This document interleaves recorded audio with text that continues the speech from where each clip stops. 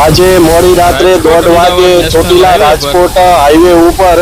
સાંગાણી જે ગામ આવેલું છે ત્યાં પાટિયાની નજીક એક ખાનગી ટ્રાવેલ્સ અને ડામર લઈ જતો ડમ્પર વચ્ચે અકસ્માત થયેલો છે અને આ અકસ્માતની અંદર 4 લોકોના મૃત્યુ થયેલા છે અને જે 4 લોકોને ચોટીલા રેફરલ હોસ્પિટલ ખાતે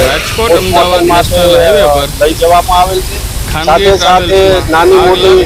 જે ઇન્જરી થયેલી છે તેવા પણ 10 લોકોની ઇન્જરી થયેલી છે જે તમામને 108 દ્વારા રાજકોટ સિવિલ હોસ્પિટલ ખાતે ખસેડવામાં આવેલા છે અને તમામની સારવાર ચાલુ છે। રોડ ઉપર ડામર પણ અત્યારે સળગી રહ્યું બસ અમદાવાદથી રાજકોટ સાઈડ જતી હતી અને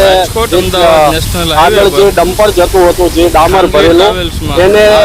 ડમ્પરનું પ્રાથમિક દ્રષ્ટિએ ટાયર ફાટતા એ ટાયર સળગી ગયું હતું અને પાછળની સાઈડ આ ટ્રાવેલ્સ અથડાયું કેમિકલ ભરેલું છે કે જેના કારણે આગે વિકરાળ સ્વરૂપ ધારણ કર્યું છે અને રોડ ઉપર ડામર પણ અત્યારે સળગી રહ્યો છે। 35 થી 40 લોકોને બચાવી લેવા